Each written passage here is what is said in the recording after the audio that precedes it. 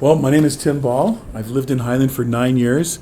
Those of you who have my flyer, I have a wife, Natalie, who many of you know from her eloquent dissertations at the City Council meeting and the Planning Commission and other places. And then I have 4 children, which range from 10 to 17. And I work at Monnet Corporation, which is a Utah-based company where we design and manufacture, so it's an all-American product, design and manufacture wireless sensors and gateways for the Internet of Things. And if anyone wants to know about that, I'm happy to tell you later.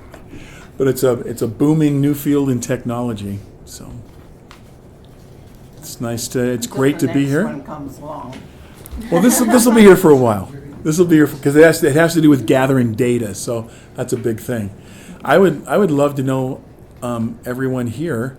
I know most of you, but if you wouldn't mind just going around and just telling me your name, and that would be great. I know you. Yeah, Devorah Barfus, and my wife's down at the end. I know her too. They're separated. It's temporary. We're all great with her. Yeah, I'm well acquainted with her. Of course, I know Kurt. Carly Tall.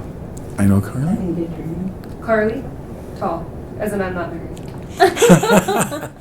And you, sir? I'm Ben Fitcaw. I live in the north southwest corner of Highland.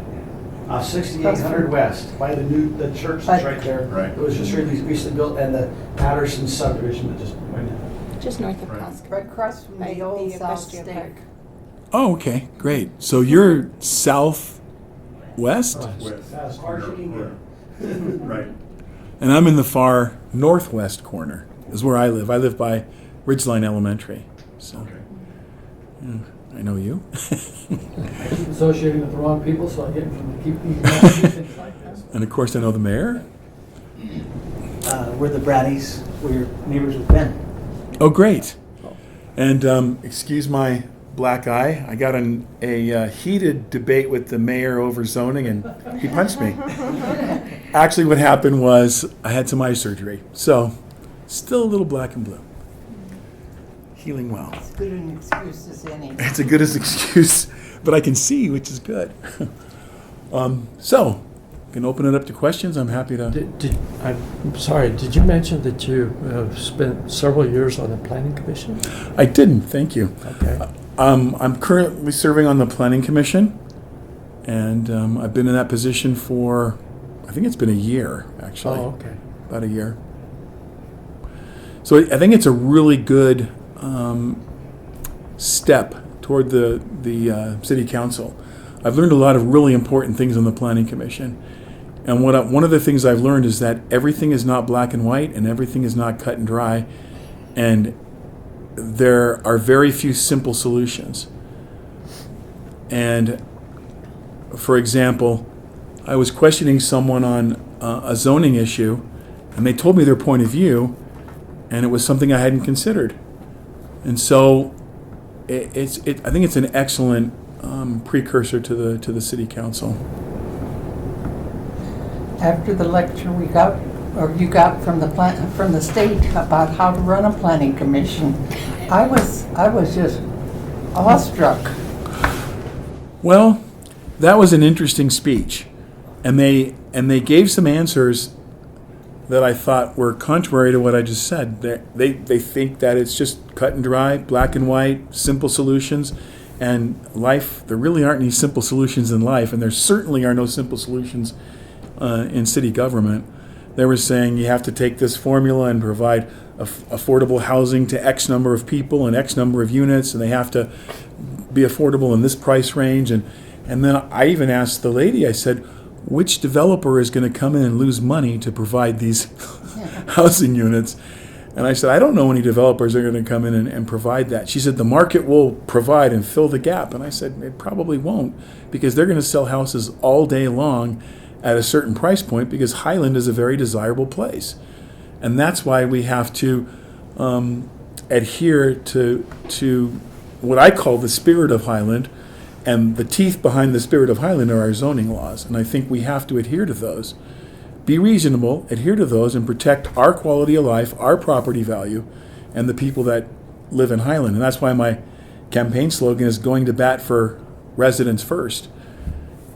Residents are my responsibility, not people that are coming in to down Can the I ask you a road. question that relates to that then? Please. Shouldn't we be able to have housing inside Highland so that our firemen and policemen can afford places inside our city? And they don't live in Lehigh or American Fork and have to drive here because we have no housing that fits into their price range. Well, that is a very difficult issue, and we did discuss that during that meeting with the representatives from the state. And they were saying, I remember a few members of the city council were saying it's not an issue necessarily because there are so many communities surrounding Highland within reasonable commuting distance that do provide housing in whatever price range that would be. Because we can't dictate the market, the housing market in Highland. We can't, I suppose we could give variances on zoning and say, if a developer comes in, okay, we'll give you R120, R110 zoning, and you can put 4 units per acre instead of 1. But we saw what happened when we tried that before. A gentleman came in and gave a beautiful speech to the city. This is before I was on the planning commission. He gave a great speech, and he said, we want affordable housing, so give us this variance on zoning. And we gave him a variance on, we didn't. I'm being very positive about the outcome of the election. But the planning commission and the city council gave him a thumbs up. So he's still building, but the first house that he offered on a small lot was $1.3 million. Now, if we were in Newport Beach on the beach, that's affordable housing. But it's not affordable housing in Highland. To me, affordable housing would have been half that much. So he came in, told a good story, got his zoning, and then completely disregarded the reason that he got the zoning variance. So we can't control the market. We can't control what builders build on their property once they're going to do what they want, and human nature will dictate that they want to maximize their profitability, which isn't my responsibility on the planning commission. It's not economic viability of a project. It is the quality of life of those that live here, and I don't think that's in our best interest. So I'm not sure how we would provide housing unless we put in apartments or condos, and there are literally thousands going up around us in Saratoga Springs and Lehigh, American Fork, Draper, and I think that type of housing for city employees is available. Thank you. A little long-winded response to your question, but it's something I feel very strongly about. So, Is there any chance that they consider Highland like this and say, this is the formula? Is there any chance of combining us with another city as a bigger group so that we have some lower areas? Our zip code does that. but here's the interesting thing that they brought up in this meeting. The representatives from the state, they said, "Here's 23 different ideas that you can utilize," because you were there, weren't you? I was there. Because I remember you being there. 23 different points that we could utilize in order to comply with these future state mandates. There are mandates now, but they don't have any teeth, and the teeth will be withholding funds for different projects if we don't comply. And so you look at those 23 ways, and I think we have a pretty creative group, and I think we can do that without having to, well, like one example would be, they said, you can put aside some money and then donate it to a development fund in a different city where they can develop this housing. And I thought, I'm going to pass on that one. But there were some other ideas that I thought were okay, and that is having some regulations allowing people to, I think, Kurt, if I'm not mistaken, it was providing housing like a basement apartment and other types of housing that would help us meet those mandates. In addition, we already have approved the Blackstone project. If you look at the Blackstone project, there are some units that at the lower end of their price points, if they stick with what they say, that would accommodate those individuals at that lower level of the formula, because they take the thing that was a little bit unfair, and I know a few members of the city council were a little upset, as were the planning commission. They took a county average of income, not Highland average, but a county average, and then they took 80% of that and said this, and then they took 30% of that and said these individuals need to be able to afford housing in Highland, and that would include principal, interest, taxes, insurance, and utilities. And that squeaks in possibly at the lower end of the Blackstone development.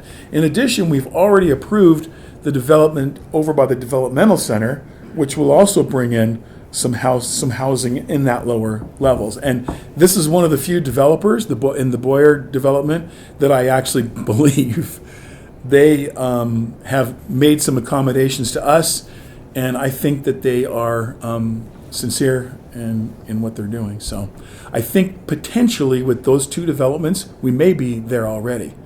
So I don't think this is going to have a huge impact on us, but we'll definitely be transparent in this process and keep everyone posted as we kind of progress along for the next year, because we have a year to look at these 23 points or suggest new ones, and then make suggestions on how we're going to comply with these mandates during that first year. And then the state will review those and tell us if we've complied. So. Questions? You mentioned the Boyer, that's been approved, right? The Boyer development? It has. And what, you made some comments indicating that you believe that some of the provisions in that development would provide a lower income housing, and you believe that they will follow through on what. So just take a half a minute and tell me what, something about how they would provide lower income housing because of what kind of things they're building. It's not lower income housing per se. And the reason I believe that they're being sincere in what they're providing is because that was basically state land, and there was nothing really we could do to stop that development. They initially had proposed a certain amount of housing. I think it was initially. 749. No, I think it was way higher than that initially. Wasn't it like 1,200? 1,200 units, which is a lot. And so we came back, and when I say we, I mean the planning commission, I'm sorry, the city council is the organization that really has the ability to effectuate change. The planning commission we study things out, we make recommendations, and the city council votes. But we said to them, we are not interested in this kind of density. And so they came back. They didn't have to. And they said, we want to be a valued partner in your community. I'm going to sound like a salesman for Boyer, but I don't mean to be. I just really respect the fact that they came back and said, we can do this, but we want to do this. And I think we're down, after a couple of negotiations, to 699 units. 698, 700. I was off by one. I want to give credit where credit's due. Scott Smith really worked on this. He's on the USDC board, and I know a lot of it had concerns, but it was 1,100 units and it had apartments. And Scott worked with the board there saying, hey, listen, the community is not interested in having the higher density apartments next to the high school.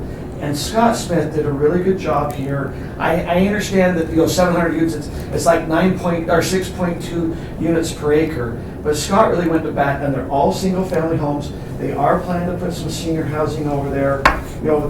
The price point, I asked him straight out, where do you think you're going to hit price points? They're thinking 340 to 380 on some homes. The homes are going to be 40 feet by 80 with basements and upstairs, which is what you're seeing over in 2100 North and Lehigh. But I'll kind of quit. I want Scott to get some credit here, because I think he really went to bat there. And you know what's interesting about Scott? Scott and I don't always agree, but he's a great guy. And I think Kurt's right. He really did go to bat, and I think he's kind of a hero in this what we're discussing, this theme. So you say 3,200 square feet on each floor? No, it's good. Well, it's good. 40 by 80. Yeah. Well, that includes a garage and. No, it will not include garage, so that's what they'll be. Oh. Part So of this decision was they didn't have to be in Highland. They could have been annexed into. So that's why. So that was the. You do need to be aware that Lehigh had made overtures to have them go into Lehigh. I mean, they pretty well said. Well, I'm sorry, American Fork. They pretty well said, if Highland will give it, we will accept you at 1,100 units. But they also are not dumb, and they know that a home in Highland's worth more than a home in American Fork. No offense to our neighbors in American Fork, but we've established something here in Highland that's very special. And if you look at all the communities in, 5 minutes. that's it? That's it. Oh my goodness. Okay. Thanks for your, appreciate it. Sure, and you know, I get worked up, but Right. this is important. These things are important to me, and I want you to know that if I'm elected to the city council, these things will continue to be important to me. And so I went to a cottage meeting in a neighborhood that wasn't my neighborhood, and they were talking about certain issues, and they were talking about the safety of children, and they said, "Why do you care? This is in your neighborhood. Your children aren't here." And I got worked up. And I said, I care because my neighbors and friends matter. And the children of my neighbors and friends matter. And all of you can attest to this. Once you have children, everything changes. Because you hear on the TV, when I'm growing up, oh, this child was killed. Oh, that's too bad. Then I just go off and do something. You have children and you hear that, and it hurts you. Because you know there's a parent and a grandparent, or parents and grandparents and friends and neighbors and church members that are all mourning the loss of that child. And you can feel it because you have children. So yeah, it's important to me. And yes, it's important that we mitigate speed on a certain street or we do something. So if you want someone that cares about Highland, I'm your guy. What about revenue versus expenses? How are we, do you feel like we're doing? Oh, we're out of time. No, just kidding. Just kidding. 2.5 minutes. 2.5 minutes. Okay, I'll give you a good answer. 2.5 minutes. Revenue versus expenses. I think there's some areas where we can sharpen our pencils, honestly, and we can go line by line and see what we need, just like your home budget. And I think all of us can relate to this also. There are wants and there are needs. Do I need to take my family to that Disney resort in Hawaii this summer? It'd be really cool, but I don't have the money for it, so I'm not going to do it. Putting food on the table, that's a need. So we have to differentiate between wants and needs in the city, just like we do at home. We have to be responsible. We have to understand one thing. And I say this to my wife, and she says, that's going to come across as corny, don't say it. But I'm going to say it anyway. The money that is taken from residents is sacred money. And the reason it's sacred is because if I have it and I'm spending it on the city level, you don't have it. And your family is important. So I darn well better make sure that that money is spent carefully. So what would you cut? Just name one thing you'd cut. It's hard to say because I don't have access to the budget, but I'll give you an example. I think the city right now is very well run. I don't have any criticism of anyone or anything. But like I would question potentially a fire truck that has the ability to get to a 5th story. Sure. that helps. We don't have any 5-story buildings in Highland. Why do we need that? I'm sure I'll get another side of that. Somebody brought that up today. I'm sure I'll get a different side of the story if I talk to the mayor or if I talk to the fire chief. I'm sure I will. Another thing was a park we had been discussing, which hadn't had transparent, open bidding process. And it started out, wasn't it like 800,000, 750? And now it's down to 3 something. Oh, it's going more than that. Okay, so let's just round it to 300. 800 to 300. $500,000. What can we do with $500,000? A lot. We can fix streets. So those are examples of things that I can't say definitively I would cut all these things, but I would definitively say I would absolutely look at it and consider that money is sacred money because it came from you. Thank you. That helps a That's lot. corny though. No, that's not corny at all. My wife gives me a bad time. Do we stay or? You stay. Okay. Oh, Candidates Say the vote. candidates. Oh, Maybe got soft that's seats. nice. All right. Thank you, everyone. It was a pleasure to meet you. If you have any questions, my email address is on my flyer and also my website. Thank you.